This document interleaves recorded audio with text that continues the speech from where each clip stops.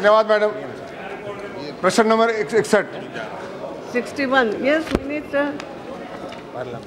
Madam, एक विवरण सदन पटल पर रख दिया गया है। जी, सप्लीमेंट। धन्यवाद मैडम, जो आपने मुझे आज प्रधानमंत्री ग्राम सड़क योजना के बारे में महत्वपूर्ण क्वेश्चन उठाने का मौका दिया। मैडम, जब ये योजना बनी थी, इसके पीछे उद्देश्य ये था कि गांव का, गरीब का, किसान का जो जीवन है वो सरल हो जाएगा, उसको सहूलियत मिलेगी। और जो मंत्री जी ने जो जवाब दिया है, जो मैंने देखा, उसमें इन्होंने बताया कि इतने लाख रुपए खर्च हो गए, इतने किलोमीटर सड़क बन गई। ये रुपया खर्च तो हुआ है मैडम, इसका उपयोग तो हुआ है, पर सदुपयोग हुआ है या दुरुपयोग हुआ है, इसका कोई मुझे इसमें ब्यौरा नहीं मिला। इसी तरह से इतने 1000 किलोमीटर सड़क बनी, ये सड़क गांव वालों की आवश्यकता अनुसार बनी है या किसी की सुविधा अनुसार बनी है या किसी की मेहरबानी से बनी है, इसका कहीं इसमें ब्यौरा नहीं है। मेरा सवाल इस मंत्री जी से ये है कि जब सड़क बनाते हैं उसका उद्देश्य क्या होता है? गांव को स्कूल की सुविधा मिले, जो नियरेस्ट हायर सेकेंडरी स्कूल है उसको सड़क से जोड़ा जाए, जो नियरेस्ट प्राइमरी हेल्थ सेंटर है उसको सड़क से जोड़ा जाए, या गाँवों के बीच में से जो नेशनल हाईवेज गुजर रही हैं उनको छोटे छोटे गाँव से जोड़ा जाए। तो क्या मंत्री जी इनके प्रधानमंत्री ग्राम सड़क योजना के तहत कोई मापदंड तय करने का विचार रखते हैं या नहीं रखते हैं? धन्यवाद मैडम। माननीय अध्यक्ष महोदय, माननीय सदस्य ने चिंता जाहिर की है, खासतौर पे प्रधानमंत्री ग्रामीण सड़क की योजनाओं के अंतर्गत गांव के अंतिम छोर तक, अंतिम इलाके से जोड़ने के लिए प्रधानमंत्री ग्रामीण सड़क योजना का मूल उद्देश्य यही है, गांव तक सड़कों को जोड़ना, उनके जीवन स्तर को उठाना, और उसी मार्ग निर्देशन के अनुसार प्रधानमंत्री ग्रामीण सड़क योजना का कार्य योजना बना करके धनराशि आवंटित करके उनके जीवन स्तर को उठाने की भरपूर प्रयास किया गया है।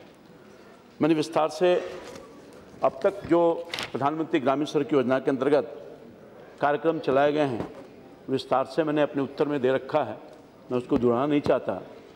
मैं निवेदन करना चाहता हूं आपके माध्यम से माननीय सदस्य को कि आपने जो चिंता जाहिर की है कि प्रधानमंत्री ग्रामीण सड़क योजना का मूल उद्देश्य क्या है।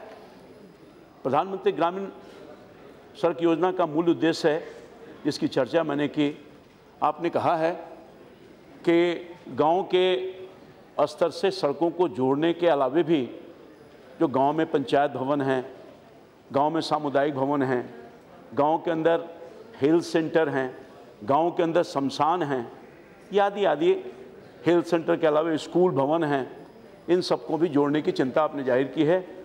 मैं आपके माध्यम से माननीय सदस्य को ये आश्वस्त करता हूं, कभी हाल के दिनों में जो एडवाइजरी जारी की गई है उसमें ये कहा गया है कि गांव के अंतिम छोर पर, चाहे वो स्कूल का भवन हो या पंचायत का भवन हो या आंगनबाड़ी सेविका के लिए जो भवन बनता है वो हो या शमशान घाट हो या हेल्थ सेंटर हो, सब सड़कों को जोड़ने के लिए निर्देशिका जारी कर दी गई है।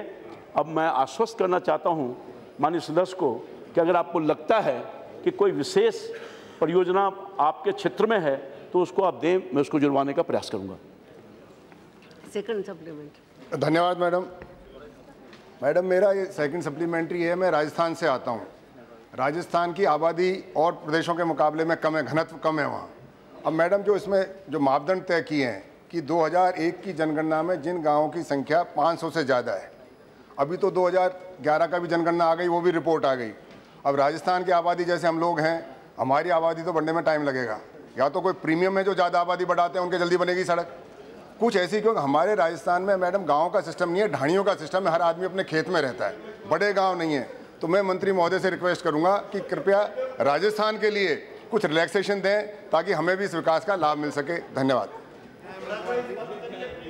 माननीय अध्यक्ष महोदय, माननीय सदस्य को मैं अवगत कराऊंगा कि प्रथम फेज के जो सड़क का निर्माण किया गया 2001 के जनगणना के आधार पर, अभी तक राजस्थान के 351 ऐसी परियोजना हैं जिसका डीपीआर बनकर नहीं आया है।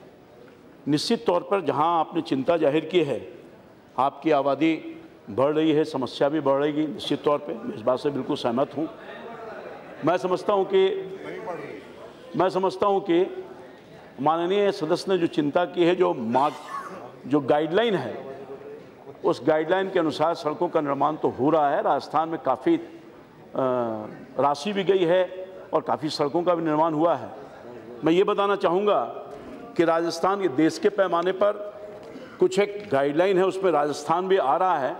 जिन सड़कों के चयन में हम प्राथमिकता दे रहे हैं, राजस्थान में 15 ऐसे ज़िले हैं और 89 ऐसे ब्लॉक हैं जहां डीडीपी योजना के तहत, जिसकी चिंता आप कर रहे हैं, 89 ब्लॉक्स में 250 से 499 आबादी वाले टोले धानी PMGSY के तहत सड़कों के निर्माण के लिए योजना मांगी गई है।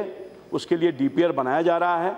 और यही नहीं, DDP योजना के अंतर्गत जिसकी चर्चा मैं कर रहा हूँ, उसमें जो ब्लॉक है 14 ब्लॉक है, बीकानेर का, नगौर का 2 ब्लॉक है, जोधपुर का 10 है, माफ़ कीजिएगा, नगौर का 11 है, जोधपुर का 10 है, पाली का 10 है, सीकर का 8 है, जलौर का 8 है। ये तमाम जो आबादी है उसको जोड़ने के लिए गाइडलाइन दे दिया गया है। DPR मांगे जा रहे हैं। DPR आते ही राशि स्वीकृत हो जाएगी और उन गाँवों का सड़कों से जोड़ने का काम किया जाएगा। Thank you. प्रेम